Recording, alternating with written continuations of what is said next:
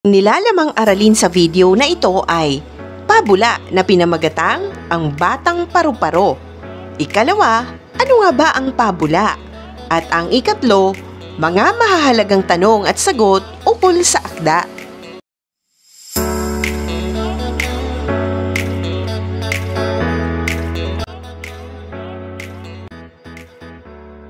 Narito na ang salaysay ng pabula na pinamagatang ang Batang Paru-Paro ni Mubarak M. Tahir. May isang sakahan na may maraming halaman. Ang mga halaman na iyon ay may mga mayayabong at lunti ang dahon. Hindi na naaaninag ang mga munting damo dahil sa dami at makukulay na mga bulaklak. Sa gitna ng mga halaman at damo na iyon ay may nag-iisang puno ng mangga. Ang punong mangga na iyon ay sumisibol ang talulot ng bulaklak na kulay dilaw. Maraming sanga ang punong mangga, may malalaki at maliliit, may mahahaba at maiikli. Sa isang sanga, may dalawang mag-asawang paru-paro. Ang babaeng paru-paro ay kulay rosas at pula ang mga pakpak, habang ang lalaking paru-paro naman ay may puti at dilaw na pakpak. Sa tuwing ilalantad nila ang kanilang mga pakpak, ay tila bahaghari sa ganda ng mga kulay nito. May anak ang dalawang paru-paro na hindi pa lumalabas ng kanilang pupa na nakadikit sa sanga ng punong mangga. Araw-araw ay binabantayan ito ng mag-asawang paru-paro. Isang araw, habang abala ang mag-asawang paru-paro sa paghahanap ng pagkain sa mga bulaklak, ay narinig nila ang kanilang anak. "Itay! Inay! Gusto ko na po lumabas dito!" ang sabi ng batang paru-paro. Agad nilapitan ng mag-asawang paru-paro ang kanilang anak. "Anak, malapit na. Kaunting tiis na lamang anak," sagot ng inang paru-paro. "Huwag ka masyadong nagmamadali anak. Sa pagtatagal mo riyan sa loob, ay iyan din ang igaganda ng iyong mga pakpak paglabas mo," pagpapaliwanag ng amang paru-paro sa kanyang anak. Walang nagawa ang batang paru-paro kung hindi ang manatili sa loob ng pupa nito, ngunit nadismaya ito.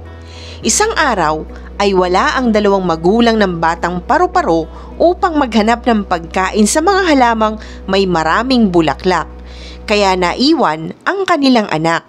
May dalawang batang paru-paro na kailan lang nakalabas ng kani-kanilang pupa. Sa kanilang paglipad, napadpad ang mga ito sa tabi ng sanga ng punong mangga na kinalalagyan ng batang paru-paro. Nagpahinga ang dalawa. Sa kanilang pamamahinga ay napag-usapan ng dalawa ang kanilang mga nakita at nadaanang magagandang tanawin. "Ang ganda ng mga bulaklak na ating nadaanan kanina. May pula, rosas, dilaw, ube at kahel at iba pang kulay," masayang kwento ng isang batang paru-paro. "Oo nga, matatamis din ang mga katas nito. Bukas balik tayo ulit doon.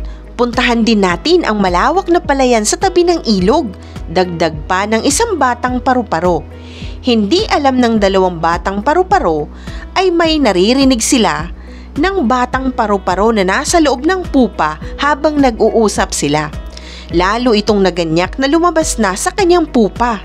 Dahil dito, pagdating ng kanyang mga magulang ay pinilit niyang palabasin na siya ng mga ito. "Nay, gusto ko na po umalis dito," pamimilit niya sa kanyang inay. "Anak, gustuhin ko mang palabasin ka, ngunit hindi pa maaari. Baka ikapahamak mo lamang," sabi ng kanyang ina. "Tay, palabasin na po ninyo ako. Gusto ko na po makalipad at makipaglaro sa mga batang paru-paro," dugtong pa ng batang paru-paro. Walang nagawa ang batang paru-paro kundi ang tumigil sa pamimilit sa kanyang magulang. Sumunod na araw ay inabangan ng batang paru-paro ang pag-alis ng kanyang mga magulang. Nagmanman siya sa labas sa pamamagitan ng kanyang pandinig.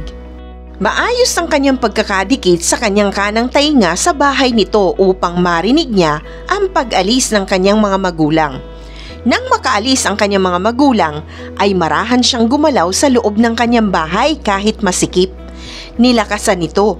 Binilisan niya ang pagyugyog hanggang sa lumuwag ang kapit ng bahay nito sa sanga. Habang tumatagal ay humihina ang kapit ng bahay niya sa sanga at di niya namalayang nahulog ito sa lupa na walang damo at halaman. Malakas ang kanyang pagkahulog. Matagal din siyang hindi nakagalaw. Ramdam niya ang paghampas ng kanyang pupa sa mga bato. Nasaktan ang batang paru-paro. Ngunit sa kabila ng nangyari ay nagtagumpay siyang mabuksan ang pupa nito. Binilisan niyang ilantad ang kanyang mga pakpak ngunit hindi niya ito maigalaw dahil sa pagkahampas nito sa bato. Hindi rin siya makakatayo dahil sa bali na kanyang natamo. Iyong napakinggan ang salaysay ng pabula na pinamagatang Ang Batang Paru-Paro. Dumako naman tayo sa karagdagang kaalaman tungkol sa pabula. Ang pabula ay isang maikling kwentong kathang-isip lamang. Karaniwang isinasalaysay sa mga kabataan para aliwin gayon din ang magbigay ng pangaral. Ang mga tauhan ng kwento ay pawang mga hayop. Mga hayop na kumakatawan o sumasagisag sa mga katangian o pag-uugali ng tao. Si Aesop ang tinaguriang ama ng mga sinaunang pabula dahil sa napabantog niyang aklat, ang Aesop's Fable.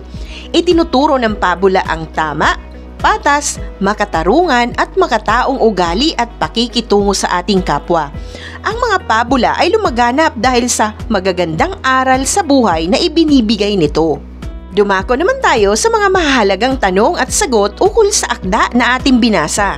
Unang tanong, ano ang ipinakitang pag-uugali ng batang paru-paro sa kwento?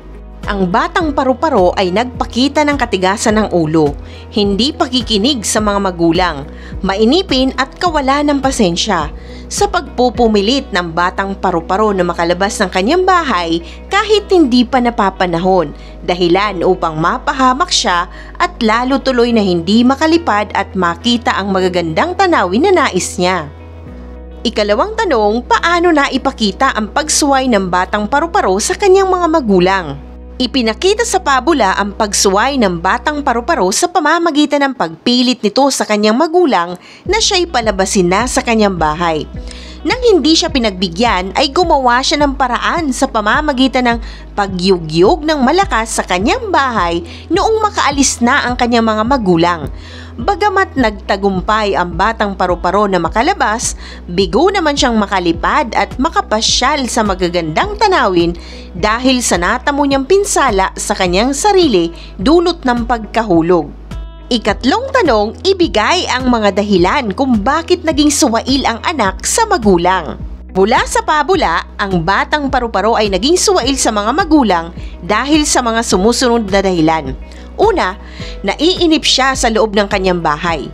Ikalawa, nais niyang sumama sa kanyang mga magulang sa tuwing aalis ang mga ito sapagkat naririnig niya ang kwentuhan nito tungkol sa mga magagandang tanawin at bulaklak sa paligid.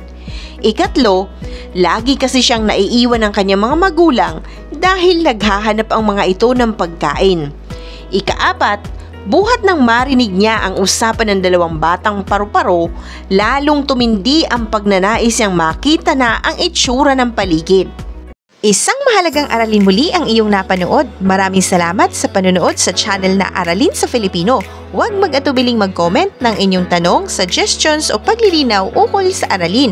Munting kahilingan sa iyong kaibigan, paki-like, share and subscribe para updated ka sa mga susunod pang bagong video ng Aralin mo sa Filipino.